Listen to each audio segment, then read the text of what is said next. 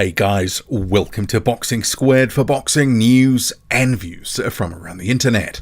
Post-fight review: Anthony Joshua, Robert Helenius at the O2 in London. Joshua knocking Robert Helenius out cold in the 7th round. Right hand floors him, drops him to the canvas like a sack of potatoes off a cliff. You can see here Robert Helenius separated from his senses in this photo. So it's an interesting situation because this fight, in some ways, at 4 days' notice with Helenius coming in because of the Dillian Whyte PED test situation, always a little bit of a lose-lose because Joshua expected to win against the short-notice opponent, a guy not considered on his level. But for the first 6 or 7 rounds, he was pretty cautious, pretty timid. There was a bit of a feel-out, and then Joshua didn't really want to commit on his shots. You know, there were some shots that were landing, the punctuated rounds with the odd right hand, but he wouldn't follow up. Didn't really throw in combination and didn't seem to want to commit at times when seemingly the openings were there against Robert Helenius. But he gets the highlight reel knockout, and as they say, sometimes a knockout will paper over the cracks of a performance. But I'm not quite so sure in this one, and also in the Filip Hrgović one, which we'll cover in another video, whether, you know, people will forget that it was pretty cagey stuff and that there was boos in the crowd by round 3. People didn't like what they saw on social media. People are saying Joshua needs to be more aggressive. And I guess that's the sort of the catch cry coming out of this fight as well, because if they seriously are looking to throw Anthony Joshua with Deontay Wilder, he can't be that timid. It was pretty tepid stuff for those first 7 rounds before the knockout came. There was like the odd right hand, every round or two that you go, nice shot, but that might be about it for the round apart from some jabs. So, it's a lose-lose. And I know that there's going to be some Anthony Joshua fanboys who will come in and be defending his honor and all that sort of stuff. But take a step back and go, well, what are people looking forward to and casting forward to? A potential fight with Deontay Wilder. So you had a guy in Helenius, the same height, decent power, but ultimately Joshua didn't want to pull the trigger on many occasions. And some people will say he didn't train for Helenius, but the reverse is also true at 4 days' notice. But Joshua, people wanted to see a confident performance.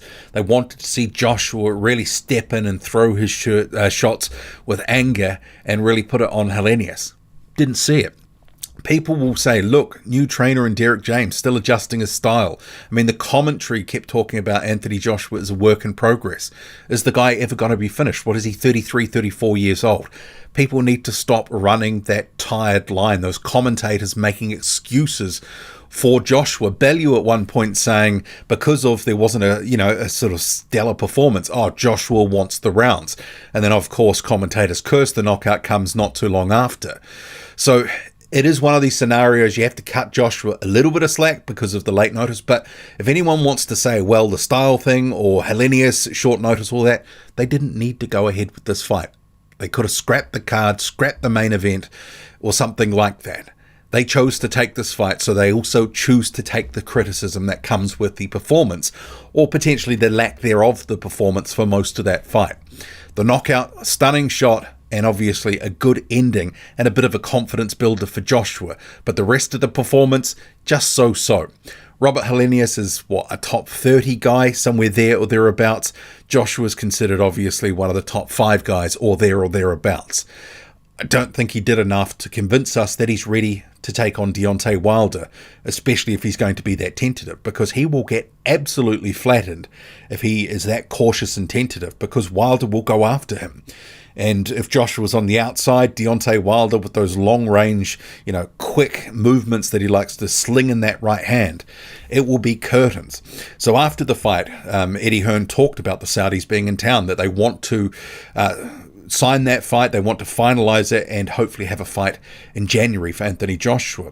But whether they're on the same page is another question, because Joshua talked about wanting 2 more fights this year, whereas Hearn indicated the next fight would be Wilder and it would be for January.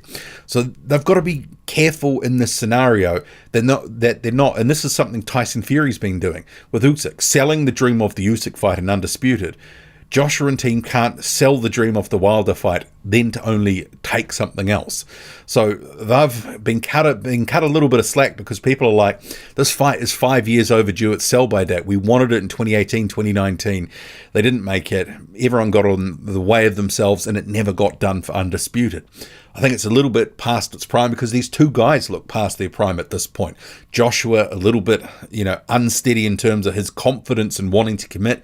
Wilder, I just think, is past his physical peak at this point. Still dangerous, obviously, and can decimate guys with both hands, got power in both hands.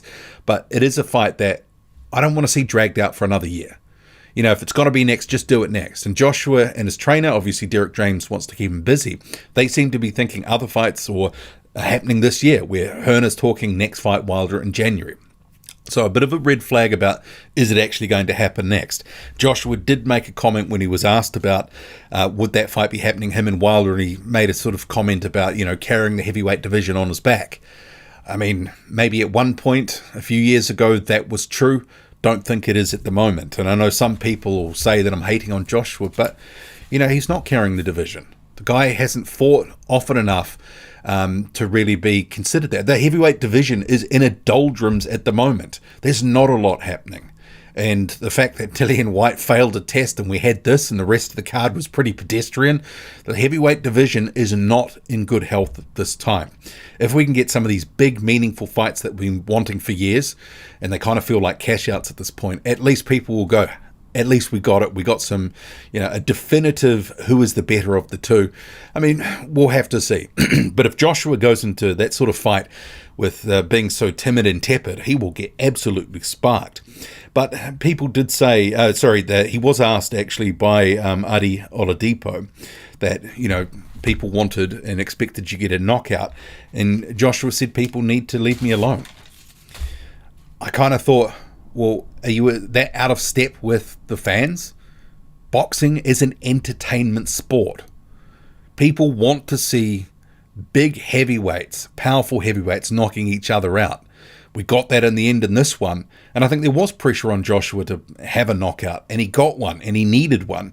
But obviously the rest of the performance, a little bit of a question mark. But it is, at the end of the day, an entertainment game. And partway through the fight, I thought the value of the Wilder fight with the cautiousness of how Joshua was fighting was diminishing. Because if Joshua goes out there and puts in the same performance, it'll be like curtains. I mean, people will say he can't win, and to some extent that's true, but he chose to fight. That is on him. And there'll be people who will either be saying I'm too kind to Joshua or saying that I'm hating on Joshua, because these sorts of videos, you make these sorts of comments, you cannot win.